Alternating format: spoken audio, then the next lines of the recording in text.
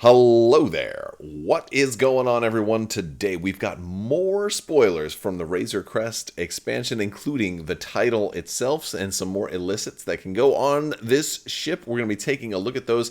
I thought AMG was supposed to be taking this week off. I thought they were all on holiday, but they're still dropping the social media spoilers, and we're going to kind of talk about those because they're just coming nonstop. So, hey, that's good news. It's good news for us. It's good news for everybody involved. So let's dive in to these awesome spoilers in just a second. I want to remind you guys of a few things. The last lightsaber giveaway was a big success, so we're doing another lightsaber giveaway right now. So if you guys didn't already know, this one is going to be going for the first quarter of 2022. So it's going to run through January and February. We're going to announce the winner for that at the beginning of March. So all you have to do is be a subscriber and leave a comment on this or one of my videos. Again, I keep the rules pretty standardized amongst all of my giveaways. Also, I want to thank today's sponsor, Luxury Playstyle. Again, if you haven't gotten any of these tokens yet, you are missing out. They're absolutely amazing. If you did not get what you want for Christmas, get on this website, luxuryplaystyle.com. Check out these tokens. Use code Crabbok VIP. You're going to save 15%. Orders of $35 or more, you're going to get a free lightsaber nunchuck token thrown in there. Tell your friends, tell your stores. They make great prize support as well. All right, so let's go ahead and jump into these amazing little previews we got here. First off, we got this cool little hotshot tail blaster, medium or large ship. It's going to give you a 2 attack out the rear arc. And this one's pretty interesting because we're going to talk about this one a little bit. It's a 0 to 1 attack, has 2 charges. You have to spend a charge to perform this attack, so it can only shoot twice, which is reasonable. It says this attack can be performed at range 0. Now, this is one of those cards that has a lot of people kind of at first glance saying, like, is this card like worthless now with the new rules? Well, not exactly. This card can probably perform exactly as written right here, but I think before the 2.5 era rule set was unveiled, this card would have been seen as a more interesting card as opposed to where it is right now. So, as written, normally with the 2.5 rule set, from what we've been told so far, is that while all ships will be able to make range 0 attacks, those can only come from primary weapons. So you can't do like secondary weapons. You can't do your missiles and torpedoes at range 0. Granted, most of them don't have it anyway. Some eagle-eyed viewers have pointed out, don't forget Major Rhymer. He can change the range on those. And, well, he might be an exception, but I don't think so. But this one is written to be an exception, so it works in both ways. It works. It would work under the regular 2.0 rules, and like, hey, here's a special weapon that can attack at range 0. Really cool, because normally you can't attack at range 0. But in the 2.5 rule set, it's a special weapon that, in addition to it being a range 1 weapon, it's now also a range 0 weapon, which, again, normally special weapons you can't fire at range 0 anyway. So it still has that going for it. It's got the special caveat that you wouldn't be able to modify this attack. However, range 0 attacks can't be modified anyway. So, I feel like whatever this was originally points costed at, it would probably have to be a little cheaper under the 2.5 rule set, because the bonus that it gives you is not as significant as it once would have been. So, to me, in a lot of ways, this one kind of feels maybe like a DOA upgrade, but it really depends on how much its point costed. If it's only like 1 point, then it's not really big. Maybe even up to 2 points. But if it's like a 4 or 4 point or more upgrade, it may not be worth it as much anymore. That it's going to be interesting, because plus you're only getting 2 shots with it as well. But it's still interesting, and I like what they were doing here. Is like somebody kind of, I think the Razor Crest is built to where a lot of people are going to want to go after it. And this is, if people are chasing you down, this is a way to just kind of slam on the brakes, have them bump into you, and then you get to attack them. Problem with this under the new 2.5, though, is they're going to get to shoot you back. And, and so that's certainly a thing to consider, because, like, well, I don't think I want to be firing this weapon, because that means you're right on my tail, and you're also at range 0 of me, which means you can also attack me, and maybe you have more than 2 primary attack. You never know. Overtuned modelators. Model-ators. These are anteaters that eat models. They're model-ators. No. Overtuned modulators. There we go. It's a single charge illicit. It has, during the system phase, if you are not stressed, you may spend 1 charge to gain 3, count them, 1, 2, 3, calculate tokens. During the end phase, if your charge is inactive, for each green token you remove, gain a strain token. So this one is, I feel like this is like a last-ditch effort. They're like, this is something you do, because like I feel like this is not a recurring charge, right? You're not getting this charge back. So like once you do this, you're going to be getting those strain tokens potentially a lot. So yeah, like, I mean, so it's like, to me, this is a time where like you want to target lock on the turn, like that you're going to be doing this. But it is a cool ability, right? You know, like 3 calculate tokens is awesome.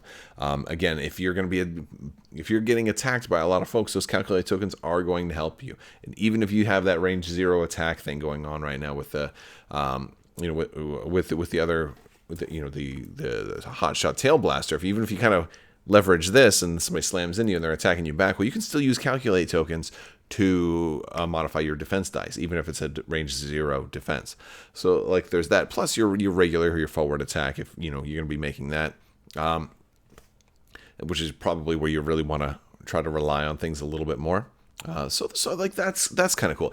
Another thing, I think this was probably factored into initially before the 2.5 rule set. This would have probably been a weapon that you could have spent calculate tokens to modify your dice, but under the upcoming rule set, this is a non-modifiable attack, right? Or unless they're going to errata this card, like I'm really curious, like this was clearly, I think, especially the fact that it's kind of being previewed with this card. I feel like these kind of were probably originally meant to go together, and this would have been like, oh, this would work really well with the Hotshot Tail Blaster too. No, it won't. So it's kind of one of those things where this is where the rule set kind of doesn't mesh with the upcoming product as well. I mean, it still works as printed, but I feel like the value and the meshing of certain upgrades kind of going together, that's kind of been stepped on or wrinkled a little bit. I think wrinkled is a better word because it still works. It's just less good. Okay. And then the title itself, the Razor Crest. This one seems pretty cool. I like this one, although there's a lot to unpack here. So let's start off with just the action economy. It's giving you an evade into a barrel roll, into a red barrel roll. So that's one of the things we're gaining. And also it has a setup ability. You place 1 non-limited illicit upgrade face down under this card. Non-limited. So you can't take like Babu Frick or something like that, which would be kind of cool because he's expensive. But that allows them to kind of limit the point cost on what you can put underneath the card. During the system phase, you may reveal that illicit upgrade card and equip it as if it were equipped at setup without paying its points cost. So this is interesting. So basically this gives you a free upgrade, like hidden away. And he's like, oh, by the way, I had Baby Yoda the whole time, right? Except that's not the case because it would have to be non-unique. So like the most amount of points, I'm really curious what the Razor Crest point cost is going to be, right? Because I'm like, all right, if it costs more than 4, well, then maybe it's not worth it, right? Like, I guess, or maybe it is. I mean, you're still gaining a chained action, but maybe you're not really gaining a points because, like, hypothetically, if it's a free title, which I don't think it will be, if it's a free title, then you could get like 4 extra points. So you'd be running 204 points in theory. Like, assuming you take like rigged cargo chute. But if it's more expensive than that, then maybe it's not worth taking. I don't know. But here's the thing. You do this during setup. You place a card during setup. So how's this going to work during tournament play? Do you have to bring, like, are you going to have to, is there going to be sideboarding at some point?